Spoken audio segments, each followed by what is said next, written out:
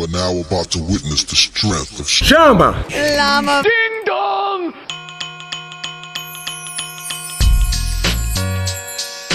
Two friends with a passion for combat sports. One's an actor, the other's a ring announcer. Together, we bring to you the CLDD Podcast.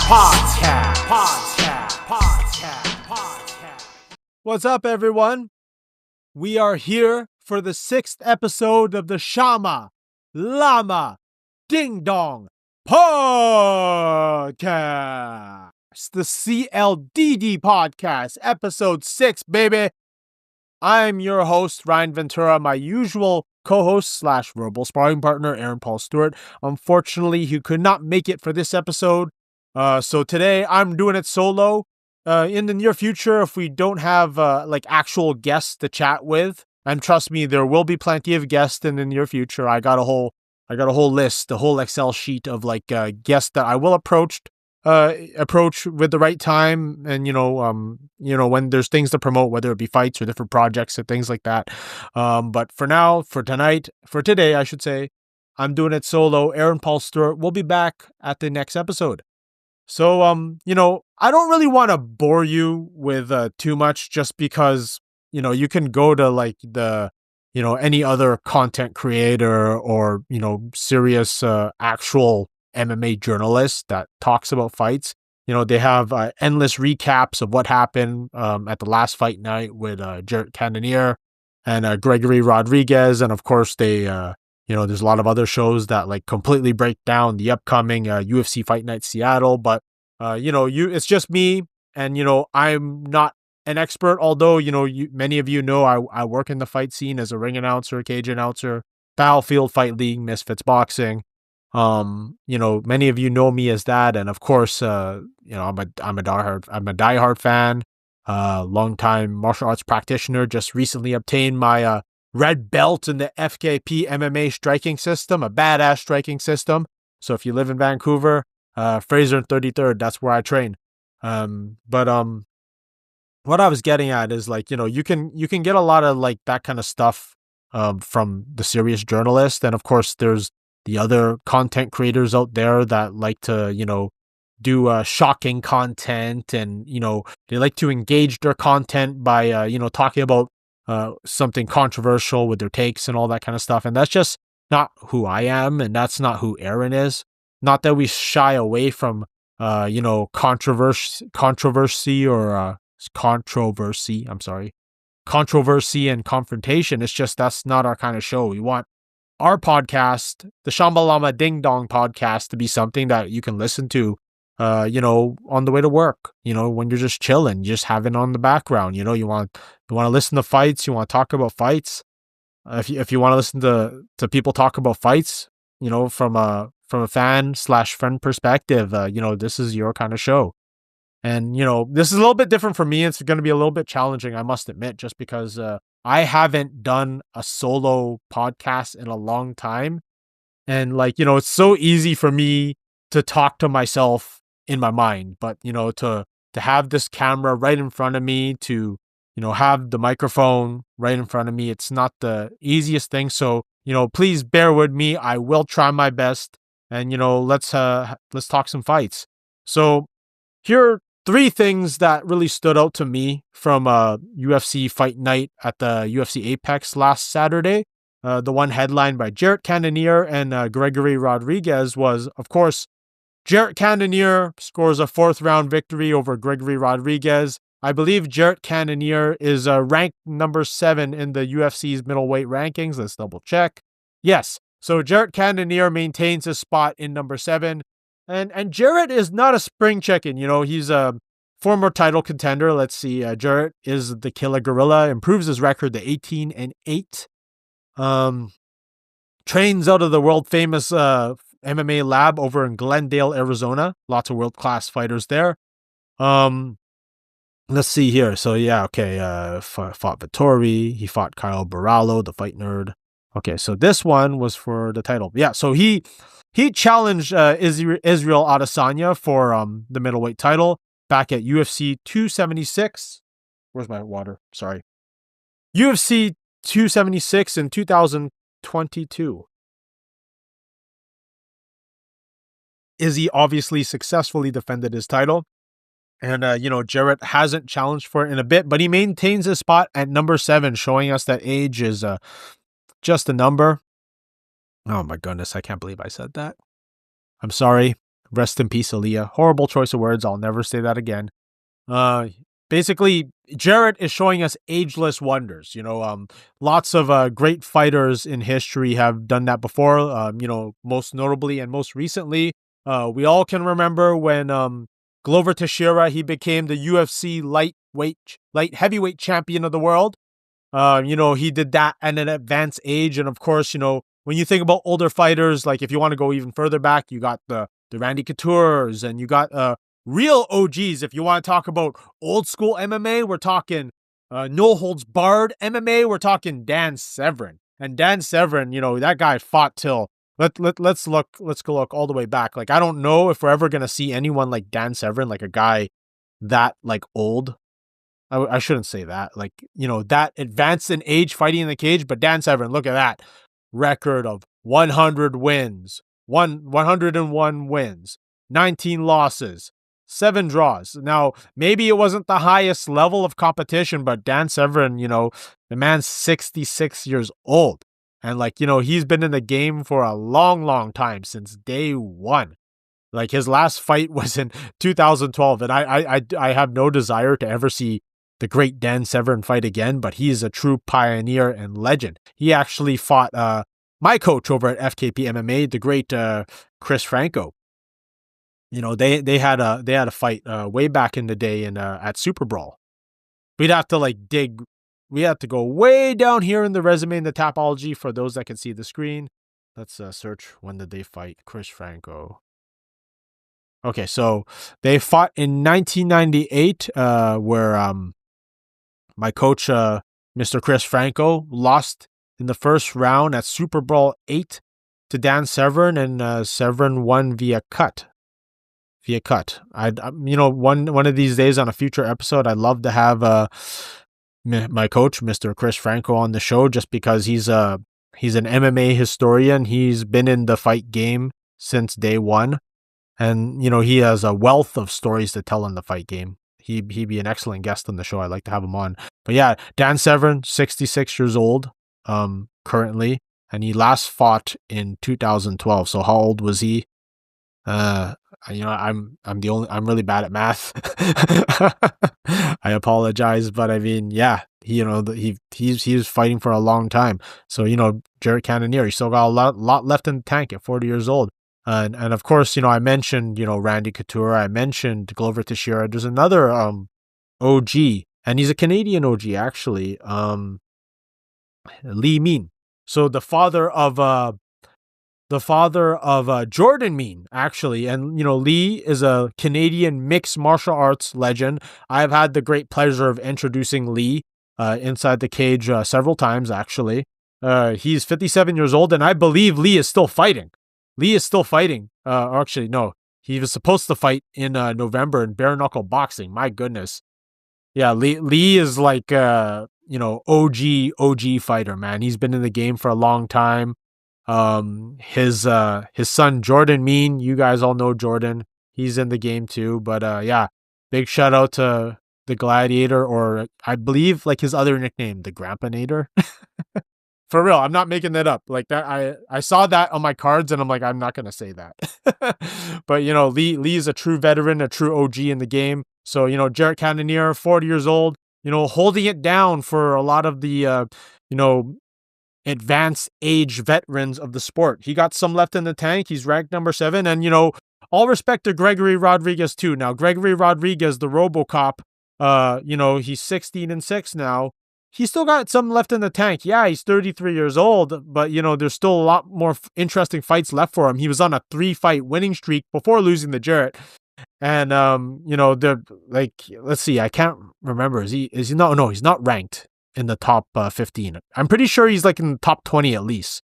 In the UFC rankings. But Gregory Rodriguez, still interesting fights in the middleweight division. In the middleweight division, if you look at the quality of talent, like it's quite the mixed bag. It's quite the mixed bag, but I feel like, as guys get older, like, look, you got the great Robert Whittaker, you got Izzy, you got Paulo Costa. Like, maybe some of these guys might not be in the top 15 in the near future. Just not mainly might not be because of age, but some of them might even decide to go up or just full on retire altogether. Like Paulo Costa. I'm pretty sure he can make 205. So that would leave another spot. Izzy has been toying with the idea of going up to light heavyweight, and he's been wanting to do fun fights at this point in time in his career, so why not? Yeah, there's lots of opportunities for Gregory Rodriguez still. He's not done yet. Edmund Shabazian, the Golden Boy. Let's look him up right here. Sorry.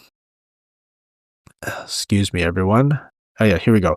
Edmund Shabazian, the Golden Boy, improves his record to 14-5. Former Glendale Fight Club standout. He now trains out of Extreme Couture in Las Vegas.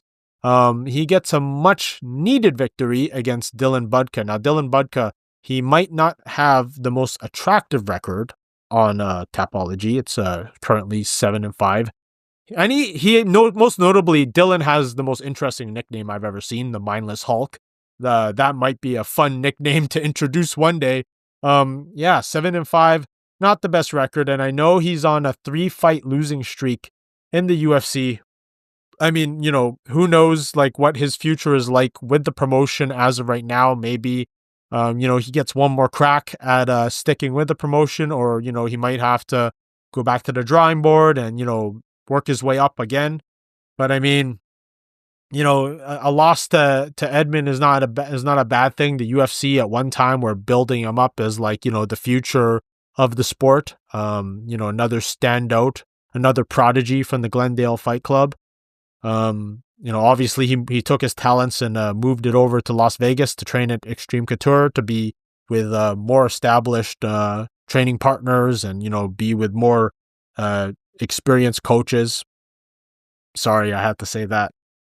But I mean, like, the writing was on the wall, and like, it needed to be done, especially, I believe it was after, like, because he lost 3 straight. So he beat Brad Tavares in 2019. I remember that left head kick from UFC 244. That was Masvidal versus Diaz at Madison Square Garden.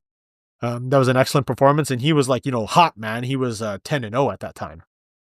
And then, he fought Derek Brunson. He lost to him. Lost to Jack Hermanson, lost to Nasruddin Imavov, and then, he scored a dub over Dalcha Lungambiabula.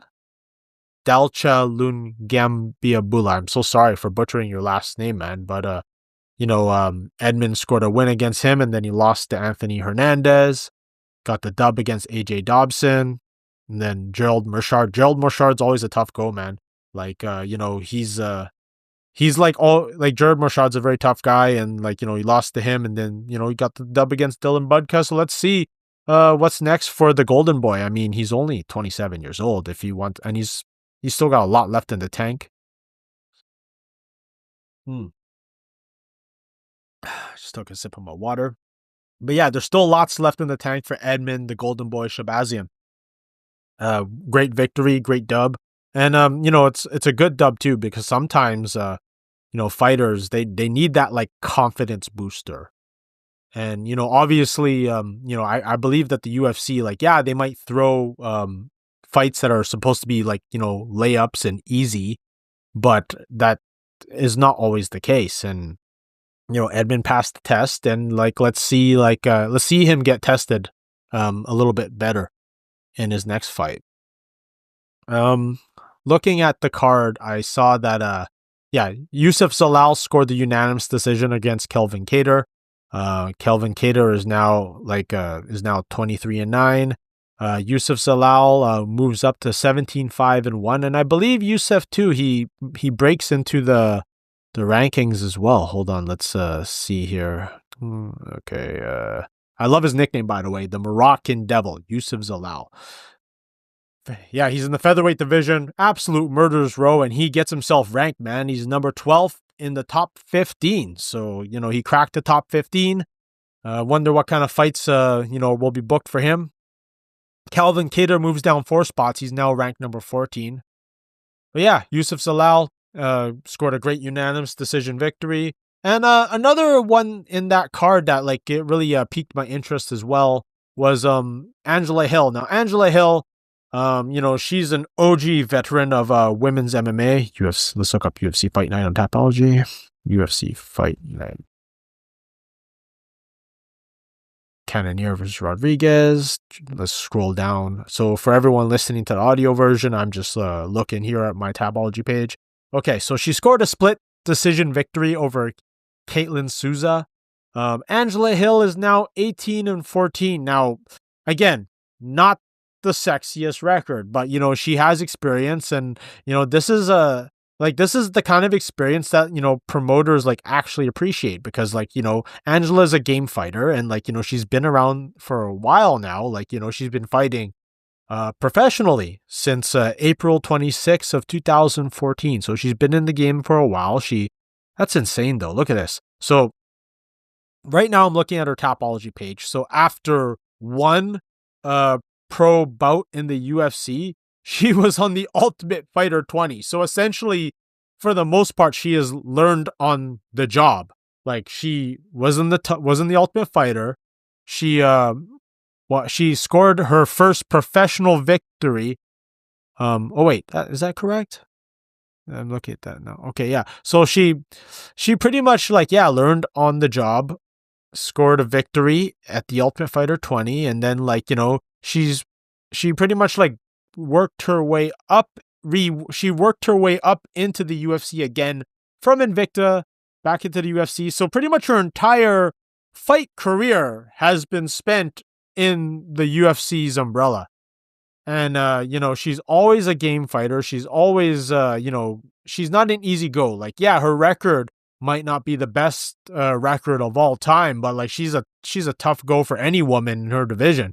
And it's nice to see her get a win. Her last fight, she lost a decision over Tabitha Ricci. But she scored the split decision victory. Good for her. Good for you, Overkill Angela Hill. Looking forward to your next one at 115. I don't think she'll ever I don't know. We've seen crazier things, but I mean, just judging, she's ranked number 13 in the strawweight division, Angela Hill. We've seen crazier things happen in the fight game. We saw a few weeks ago what Wei Li did, what she did to Tatiana Suarez, and I personally respectfully can't see her in the mix, but I mean but Angela Hill, she's just a tough go. She's you want to strike, she can strike. If you want to grapple, she can grapple too. Now she might not be the best of that, but she'll give you a hard time. And, she'll put on, it'll either be someone puts an impressive performance on her, or she'll use her experience and, her strong striking to her advantage. She's a solid fighter. And sometimes the fight game isn't necessarily the fair game, but she's always good to go. And yeah, all respect to her. She's a game fighter. And, we respect game fighters here. Let's see. What else stuck out to me? Okay. Yeah. So those are the 4 main performances that stood out to me. I mean, usually UFC Fight Nights at the Apex, they are not the kind of fight cards that you'd be like, oh my gosh, I need to watch this again and, watch the replay and, review this tape. It's good to look back on people's careers and watch it, but it's not the best fight card of all time. But to their credit, it was a pretty solid fight card for what it was, and it was a enjoyable Pacific time for me anyway. It was an enjoyable afternoon / early evening of fights. It was quite good. This coming Saturday, we actually have a really interesting one coming up too. So we have Henry Cejudo versus Song Yadong.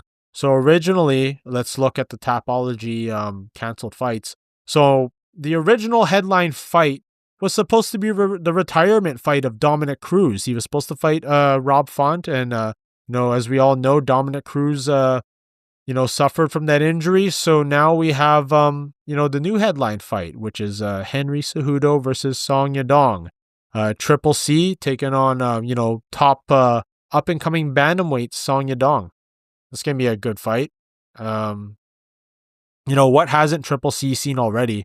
He's, multiple-time champion for a reason. One of the best, one of the greatest combat sport athletes of all time. Being, Olympian and UFC champion. To be honest with you, I kind of wish that, Triple C, stayed retired. I wish he didn't. I wish he, I wish he stayed retired, and I wish he didn't come back. But the fight game was called and he came back. He fought Aljamain, lost the split decision. Then at UFC 298, he lost the unanimous to the now current bantamweight champion Merab Dvalishvili. This is gonna be a tough go for Triple C, man. Song Yadong, he's good everywhere actually. Song Yadong is an excellent striker, the Kung Fu Kid. Excuse me. 27 years old.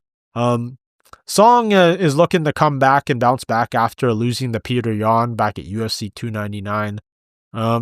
Good fight against Henry Cejudo. If I was to give an early pick, I honestly, I'm gonna go with youth, and I'm gonna pick Song Yadong, potentially by I think at this point in time in Henry's career, it's Henry's an Olympic level wrestler, but you have to consider the mileage, and you have to consider all the wars that he's been in and all the years that he's put in too. He's famous thing that I like to say about fighters like Henry. Henry is he's a very beautiful, expensive, high performance sports car that has been driven around a lot, and eventually over time they just break down, and you can't beat Father Time. Henry Cejudo's 38 years old right now, and Song Yadong is 27.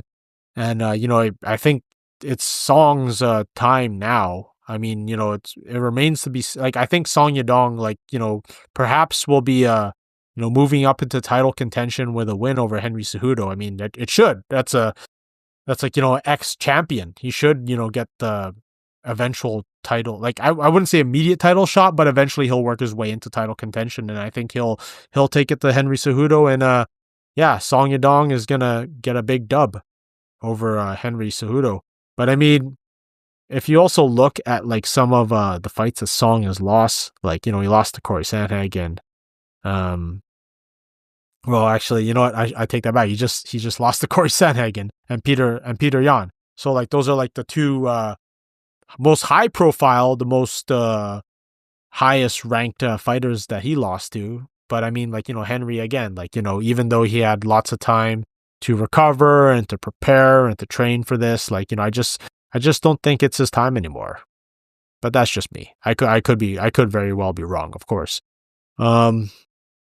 We have Brendan Allen versus Anthony Hernandez. So Rob Font, instead of fighting Dominic Cruz, he's now fighting Jin Matsumoto. Let's see what other fights. Ion Kutalaba, that's a good one. Andre Fili. Yes, I don't like his nickname, Touchy Feely. That's a horrible nickname. Ricky Simone's a good fighter. Ricky Simone is a mainstay in the Pacific Northwest MMA scene, and just recently announced Austin Vanderford. He's making his UFC debut. Let's see, Austin Vanderford, the gentleman, Austin Vanderford, record of 12-2. He is also a Pacific Northwest staple in MMA, and I guess this debut in the UFC is a long time coming. I don't want to make any stupid jokes that I've seen online that Paige Van Zant's husband is making his UFC debut, because I've seen them all. I've seen the memes. I've seen all the jokes on X and Instagram that people are making, but Austin is his own man, and he has a respectable MMA record, man. That's 12-2 is not a record to slouch at. And I know he's fought in Bellator and LFA and all that. Most notable, look at this. He has a win over Fabian Edwards. Fabian Edwards is a good fighter, man. Obviously he has a loss to Gegard Mousasi, but having a loss to Gegard Mousasi is nothing to be ashamed of. Let's see. He has a dub over Micah Brakefield. Micah Brakefield, ex BFL champion. So he has a dub against him and Submission Underground. That was a good grappling promotion. Lost to Jake Shields in grappling. But yeah, I digress. Austin Vanderford making his UFC debut, long-awaited debut, against Nikolai Varentenikov. Okay, so this guy's from Kazakhstan. I personally don't know anything about this guy, but I mean, he comes from a good camp, man. King's MMA, excellent camp. Let's see, UFC lost split decision to Danny Barlow. So that was Nikolai's UFC debut back in August 10th. Originally came from the United Fight League. Okay. Let's see. Carlo has a canceled fight against Carlos Prater. Okay. But you know what? If this guy comes from King's MMA, I'm sure he got skills. He's 35 though. Wow. 35 years old. 35 years old, made his UFC debut last year. Okay. So that's going to be an intriguing fight. Let's see what else we got here. Okay, so Eric Bakonico, this guy, another staple of Pacific Northwest MMA. I've actually introduced Eric before in his fights. Let me double check. So yeah, he fought Dejan Kajic at BFL 61 back in June 2019. Yeah, I remember that. So Dejan TKO'd him. He got a draw against Saeed Mirzaei.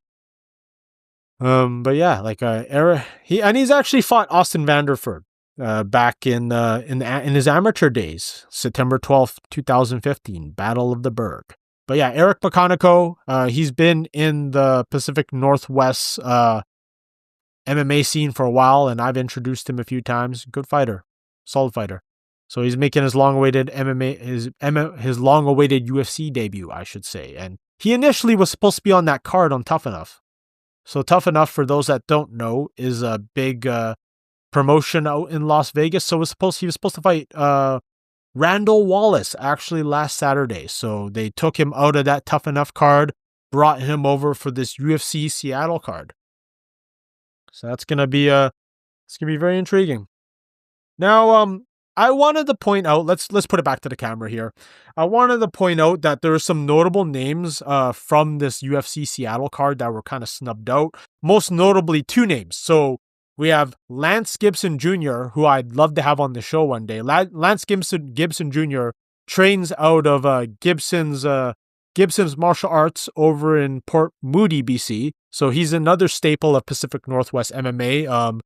Mostly making his name fighting through the great state of Washington. And, he's fought in Bellator a few times. And, his father, Lance Gibson Sr., is another one of those mixed martial arts pioneers from Canada. And, he's a real OG and a pioneer in the scene here as well.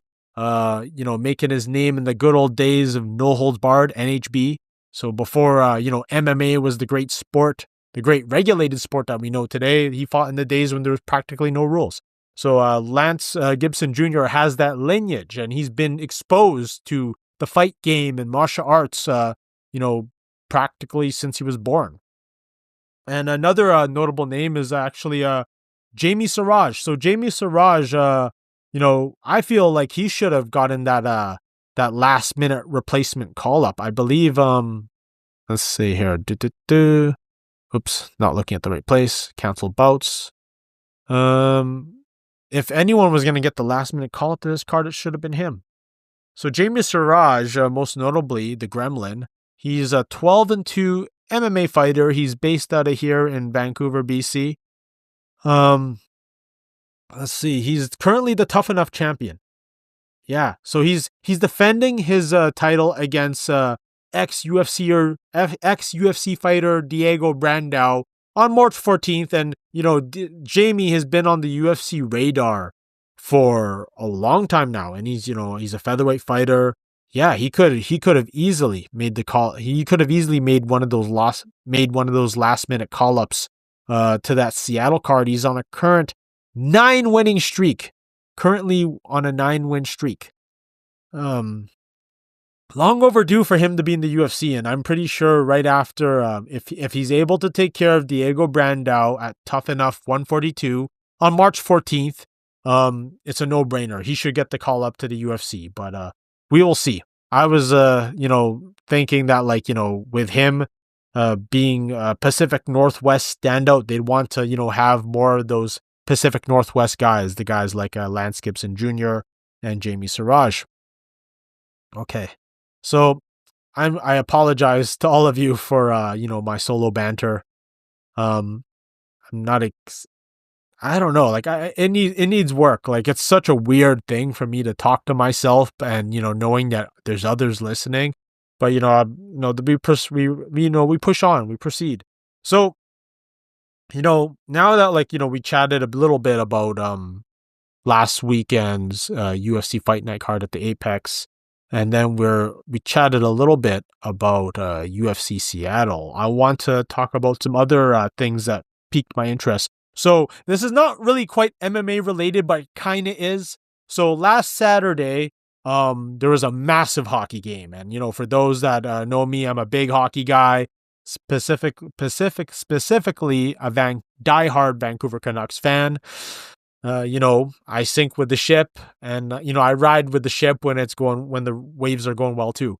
But I digress. So there was some big round robin play between Team USA and Team Canada for the Four Nations Cup, and the reason why I'm bringing this up, and I know a lot of fight people, they're not really hockey guys, but I bring this up because legendary UFC Hall of Fame fighter Georges St. Pierre introduced Team Canada to the ice at the Bell Center in Montreal last Saturday. And it was, it brought me goosebumps because, honestly, with the Four Nations Cup face-off, many people weren't really expecting much from this tournament. They figured guys would coast this tournament. This was supposed to be sort of a little bit of a teaser before next year when, NHL players start going back to the Olympics and they start competing in that again. So this was a small taste of what to expect from world best on best hockey. And we haven't had Team Canada versus Team USA, best on best Team Canada versus Team USA in years. I think 10 years, something like that. And GSP, he introduces Team Canada to the ice at the Montreal Bell Center, where a lot of legendary UFC moments have happened. Montreal being, the place that it is, it's a holy place for hockey. Well, specifically Montreal Canadiens hockey. Don't say that to any Toronto Maple Leafs fans. But there was a different energy about the game because there's these political tensions that are going on, and I don't really want to get into it too much. US-Canadian relations, but as many of you know, there's been a lot of booing of the American anthem. So whenever the American anthem would be sung at Canadian events, many people would be jeering this anthem, and vice versa. So if you hear the Canadian anthem at an American event, you hear a lot of boos. But the tension, you can feel it. You can you can probably cut it with your finger. If there was a chord, you could probably do that. And right off the face-off, we get 3 fights. We get, I believe first it was Matthew Tkachuk from Team USA. He fought. And then the second fight, it was Brother Brady. And I know former Vancouver Canuck JT Miller gone to a third fight. And this was all within 9 seconds. We've never seen anything like this before. And, I watch a lot of hockey. I watch a lot of Vancouver Canucks hockey. I watch a lot of NHL playoff hockey, World Championship, World Juniors, you name it. And I've never seen 3 fights, a fight and a fight and a fight, back to back to back. Within 9 seconds, they all break out. And, it seems appropriate that this all happened, right after GSP introduced these guys to the ice. And it had, the entire sports world talking. You had fight people talking. You had sports people talking. I had lots of people, just send me this clip and be like, hey man, are you watching the Team Canada versus Team USA game? And I'm like, yeah, of course I'm watching the game. And the reason why I bring this up, and I've rambled on about it, but it reminds me that of the famous Dana White saying where, fighting's in our DNA. Like, even if you don't really know like much about the sport of hockey, you know about fights. Like, everyone understands a fight, right? And everyone tunes into a fight, and everyone shares a fight, and fights normally go viral for better or for worse. And yeah, man, like, this had the entire sports world talking. It was viral. I think it was the most viewed non-NHL, sorry, I should say it was the most viewed NHL related hockey broadcast ever. Like, there's something like 10.5 million. Like, I'll have to look that up later or something, but I mean, impressive stuff. And like, it did have a big fight feel. Like, I had goosebumps. The only thing that would have made that really perfect is if you had Bruce Buffer or Michael Buffer, or hell, like, I dream of doing that one day for my Vancouver Canucks, introducing the players. But that would have been so fire if they just had some big announcer, like one of the Buffers or something like that, just introduce the teams for this game. And, that'd be really cool if they did that on Thursday. It's going to be a very vicious crowd in Boston at the TD. Is it the TD Center or TD Arena? Well, but it's in Boston. It'd be very vicious. It'd be big fight feel if they had one of the Buffers introduce this massive four nations face-off final. Big fight feel. And yeah, man, like, fighting goes viral. Fighting goes viral. The world talks about fights.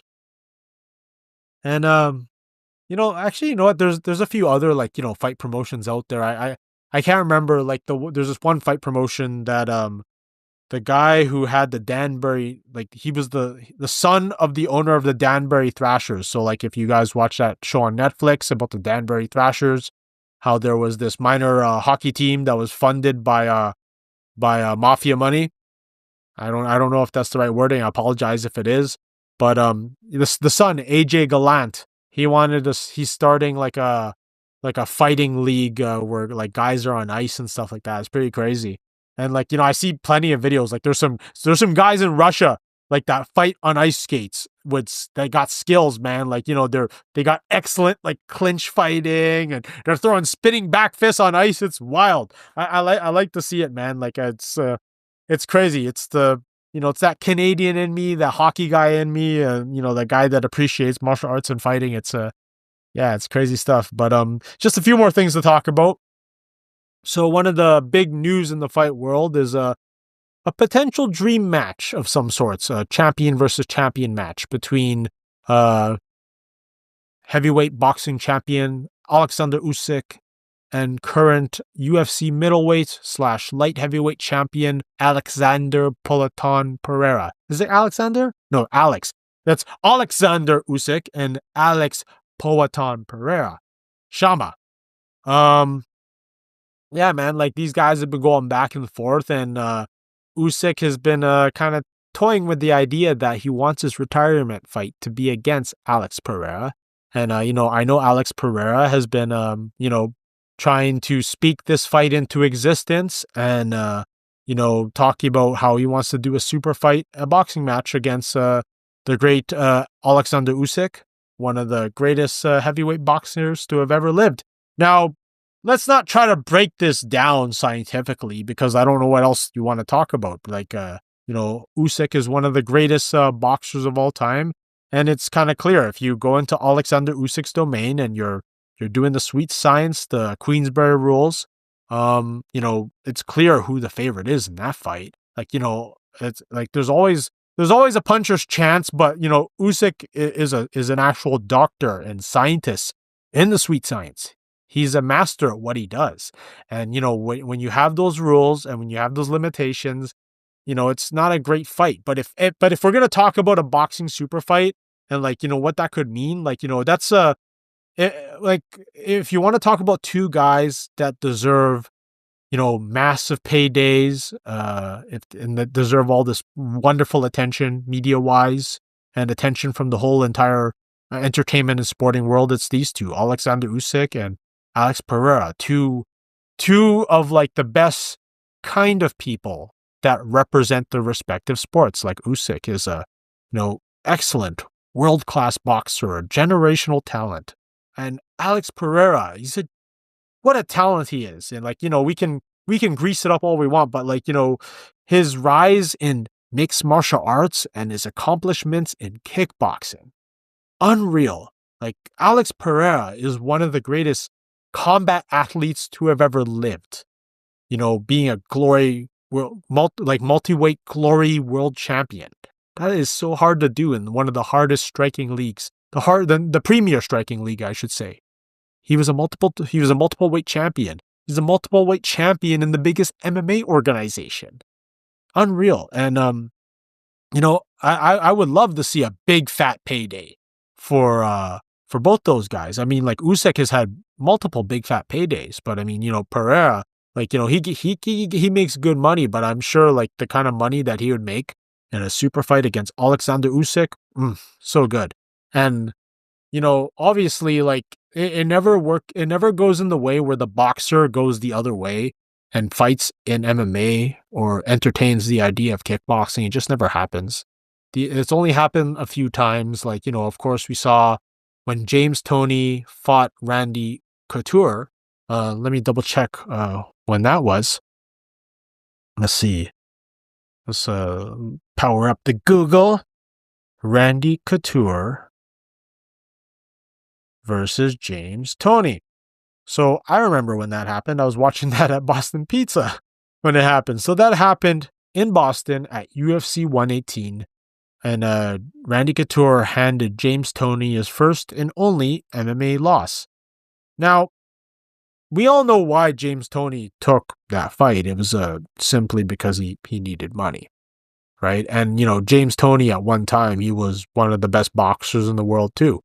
Excellent boxer. But I mean, he was going into he was going into like something that was completely different and out of his element and a different sport. I'm trying to think. There was another gentleman that also fought a world champion boxer. He fought Kimbo Slice. Let's see, Kimbo Slice, most Slice MMA record. Let's see, RIP Kimbo, one of the good guys in the sport. Let's see, professional boxing record. No, Bo Cantrell, Tank Abbott. No, there's someone I know that. Okay, here we go. Ray Mercer. Okay, so Ray Mercer, like, I know Ray Mercer's fought K1 before, and, he, respect to him, man. Like, the guy was like down the fight any style, but, clearly we know why he fought these mixed fights. He wasn't like, really serious about it. It was just, extra money, right? But, I don't think in our time, like, for as long as, boxing paydays are the way that they are, we're never going to see them go the other way. We're never going to see, a top level boxer in his prime go into mixed martial arts. Like, as of right now, it just doesn't make any sense for them. There's no real financial incentive for them. And, there's no, why would you want to do that for like less money? Just doesn't make any sense. Like, why do you think like everyone else, like, goes the route of trying to pursue a big boxing match and stuff like that? There's just way more money in boxing as of right now, and, kind of beating a dead horse. But I'm sure a lot of you guys that are listening to it, that. But in short, Oleksandr Usyk versus Alex Pereira. I'm all for it. I'd love to see it one day, and I'd love to see Usyk ride off into the sunset on his own terms and making a bunch of money while doing it. And I'd love to see Alex Pereira make even more generational money and continue to write the legend that he has wrote in the world of combat. Now, I got a few things I want to close off with. Now, a few days ago, I was scrolling through my feed. I saw Conor McGregor at a BKFC press conference, and he was talking about how one day he will fight for them for free and that he's going to sign Fedor Emelianenko. So let's put on this clip real quick. I have it all rolled out here. It's a clip from MMA Junkie. If you think I'm up here giving these speeches and leading these men into battle, and I won't step in there myself, think again. For sure, Conor McGregor will fight in Bare Knuckle Fighting Championship. Mark my words. Now, I had to stop that real quick just because, Conor says a lot of things, and like, we can go on and on about that, but he's under UFC contract, right? Like, the only people that will let him fight in BKFC or in anything else is if the UFC lets him do it. And I highly doubt, like, I know Conor has like an ownership stake in BKFC and the UFC. I think they have a pretty good relationship with BKFC, actually, even though it's not a working relationship. But, there's no chance in hell that it's going to happen. But let's continue. I'd like a world title in this company. I would wish to be the bare knuckle world title, world champion. That is a significant belt to hold in your career. Nobody from boxing to mixed martial arts can speak nothing bad on a bare knuckle fighting championship world champion. So for sure, I would be coming in looking for the world title. There are many bouts, showcase bouts. You could say Mike Perry. You could say Jeremy Stevens. You could say a rematch against Eddie Alvarez. You could say many matches, but the lightweight title, who's the champion right now? Lightweight, welterweight. Let's see. I am open. We will see when it comes. Gracie, Fedor, and you. Fedor Emelianenko? Of course. Stay tuned. We might have something, announcement with Fedor Emelianenko. Hey, Fedor, we're waiting. Some news might be coming with Fedor Emelianenko. Bare Knuckle Fighting Championship is signing and acquiring the best fighters of all time, past, present, and future. And everyone wants to be a part of this. There's a saying in Italia, il tempo è denaro. Time is money. But I tell you this now. I would do this for free. I would fight under this great organization in this great sport at this great time for free. That's how honorable this game is. So let's go. Okay, shout out to the people over at MMA Junkie for that great clip, those clips from the BKFC press conference. Now, yeah, I don't see it. Crazier things have happened in the fight game, but BKFC and those wonderful people there, they would obviously have to pay up to the UFC for them to allow Conor McGregor to fight in their promotion, even though Conor is has ownership stake in their promotion. I just don't ever see it happening unless they potentially buy out Conor McGregor's contract, or UFC releases Conor McGregor. Who knows? I don't know, but I don't see it, and I don't know. I can't speak for the great Fedor Emelianenko. Fedor is one of my all-time greatest MMA fighters, one of my all-time favorites. I can watch that man fight all the time. Massive influence to me as a martial artist and as a person that trains and occasionally competes. Like Fedor, he's very relatable to me because Fedor was an undersized heavyweight. He didn't have the body of a Greek god. He had the body of an everyman, but man, was he ever fast? Was he ever explosive? Fedor was able to win in every aspect of someone's strength. So he was able to outstrike the striker when he fought Mirko Cro Cop in Pride. He outstruck Mirko Cro Cop, and this is when Cro Cop was Cro Cop, man, one of the scariest people to have ever walked into a cage or ring. One of the most dangerous strikers in the world. Fedor outstruck him. One of the best submission specialists, BJJ black belt, Minotauro Nogueira. Many people were afraid to be in the ground with Minotauro. Many people were afraid to be in his guard, and guess what? Fedor's like, I'm going to fight in his guard. And he did. And he was successful. Fedor was wow, man, what a talent. And to this day, at heavyweight, we haven't seen anything quite like it. And I don't know if we ever will, but I have a feeling a man like Fedor, and although, once again, I can't speak for the great Fedor Emelianenko, I just can't see him getting into bare knuckle. And I don't think bare knuckle is beneath him or anything like that, but it's just a man like him is not driven by money. For something about those guys from Russia. Now, even though Fedor and Khabib, they're not from the same region in Russia, they have the same mentality, same principle. They're not motivated by money. The UFC tried to throw they tried to throw all the money at Khabib to come back and fight. And, Khabib is steadfast and remained retired, just remained dedicated to working with his community and working with his homeland and working in growing new champions and new up-and-coming fighters in their region. Fedor's kind of doing something similar with Vadim Nemkov. I don't know. I don't see Fedor coming back. I don't know.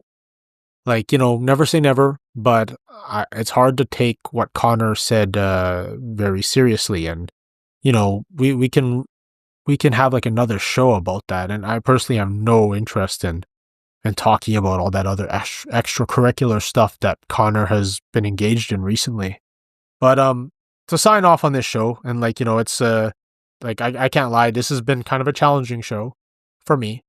But let's get into the GFL. So one of the most interesting things that I've been following in the last few days, and that has piqued my interest, is the GFL, the Global Fight League. And the last few days they've been releasing matchups on social media. I have this article here from MMA Mania by the great Alex Pereira. I hope I didn't butcher your name, but I follow Alex Pereira on X. He's a great, I don't know, would you consider yourself a journalist or a blogger? Whatever you are, you're great at your job, and I love your post and your content. You really keep me up to date in the world of mixed martial arts and combat sports in general. And he has this great thread here on MMA Mania talking about some upcoming mashups. So let's look into this. Yoel Romero versus Mauricio Shogun Rua. Okay. Shogun, just like I'm gonna bust this thing out. Hold on. Stay here.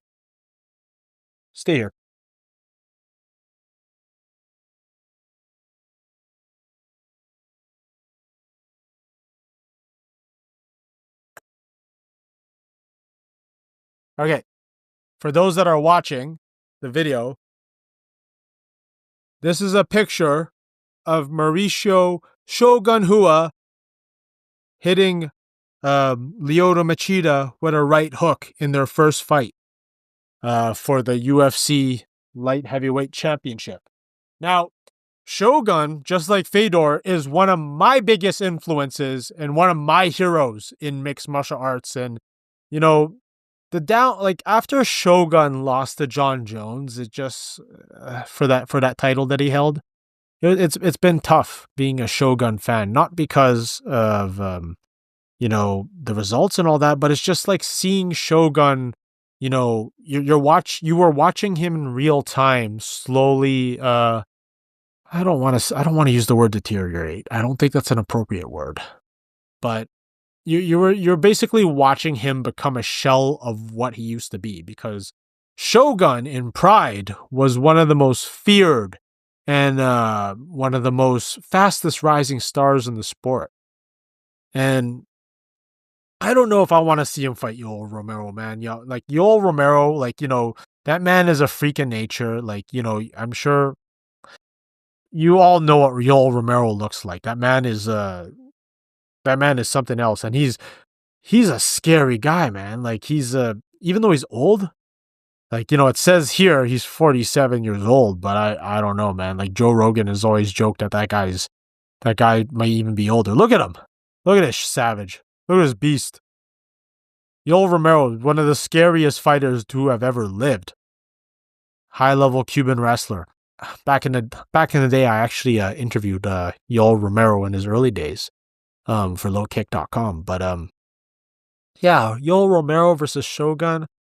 I don't know, man. They're both old, but Shogun, he's had more violent finishes of him, and I don't know if I really want to see that.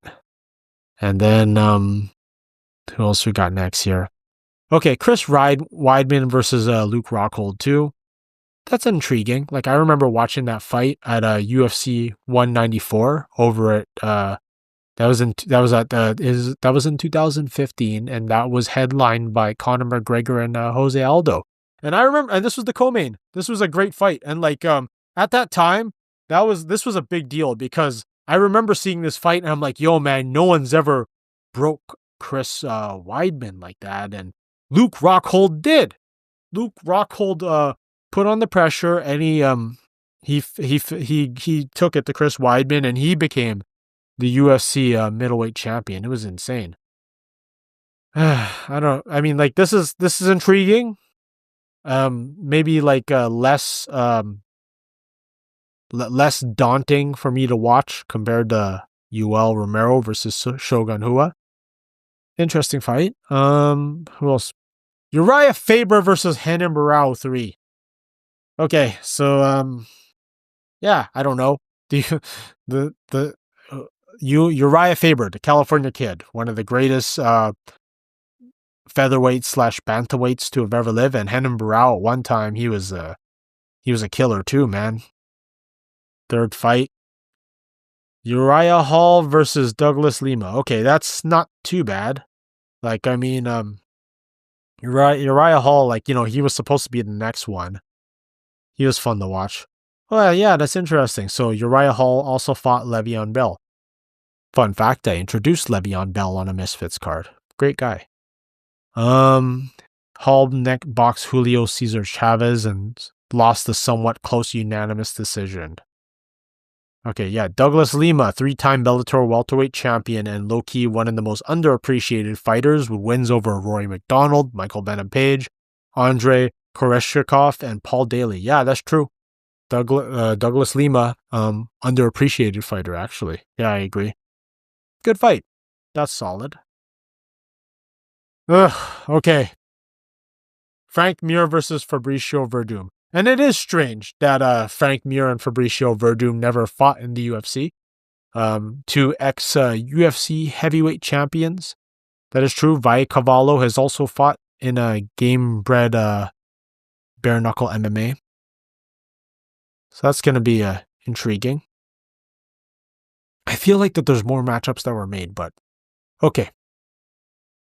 Listen, I've had my share of fights that I've introduced, where I've had to introduce like guys that were trying to find delicate words for this. I've had to introduce guys that were arguably way past their prime, guys that there's no they basically showed up to this fight, and like their main job was to make the local guy look good. Is that I don't know if I can't find the delicate words for it.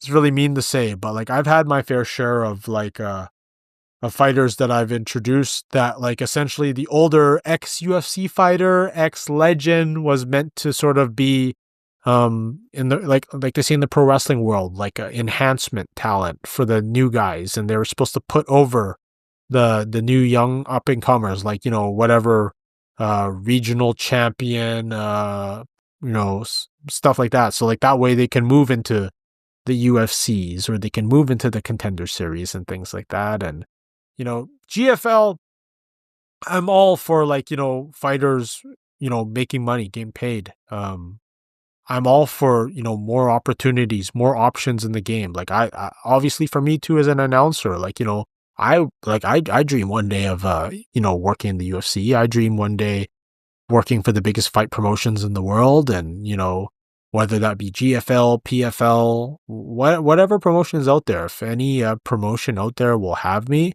and they want me, I will give them everything that I got, and I'll give these fighters and the fans the introductions that they deserve. But I mean, from a fan's perspective, some of these matchups, like particularly the Yoel Romero and the Shogun Rua fight, like I don't know who that's being made for.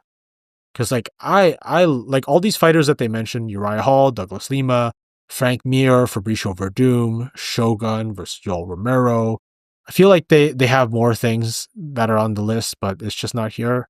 But like I really don't know who these fights are for. Like I mean, like I'll tune in, I'll watch, I will support.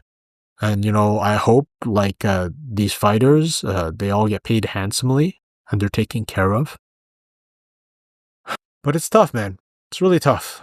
Like, the famous saying, I'm here for a good time, not a long time. And, you hate to see guys overstay their welcome. And, you know, you want them to leave the game with their health intact, with their brain intact. You know, you want them to be able to, you know, enjoy time with their family and, you know, find other interests. But I mean, like, you know, some people, some guys that are out there, like, you know, obviously they're meant, this is all that they know. And this is all that they've ever wanted to do. And, like, you know, maybe this is just their fate, and this is what they're meant to do. But I mean, yeah, it's I personally, like, I'm not looking like at some of these matchups like with tons of fanfare.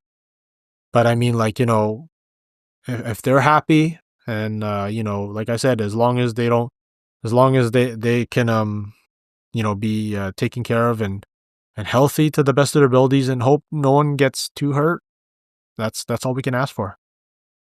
But anyways, I think you've listened to me talk to myself long enough. I know I've talked to myself long enough. Thank you very much for tuning in if you're still with me. New episodes every Thursday, available on Spotify and YouTube. My co-host, my verbal sparring partner, Aaron Paul Stewart, will be back next episode. Please be back next episode, buddy. I'm working on some guests. I got lots of guests on my Rolodex, and, like, you know, for those that know me, you know, I've had my hand in the fight game for a long time, and I've developed some really amazing connections in the game. I'm just waiting for the right opportunities to put people on the show. Like, you know, I want to be able to have fights that they can promote. I want to be able to have them have projects and things like that they can promote, and not just, like, you know, the typical interview / banter. You know, we want to give them a platform to promote their thing. And yeah, that's all I can say. Anyways, have a great day. Once again, episodes available on YouTube and Spotify every Thursday. You can find me on all major social media platforms at Ryan Ventura 604. And you can find me on X too, as well, at Ryan Ventura 778. I am your host for this episode, Ryan Ventura. Thank you for listening to the Shama Lama Ding Dong podcast. This has been episode 6. Y'all take care of each other. Y'all be safe. Enjoy the fights. And then, you know, take care of each other. Bye-bye.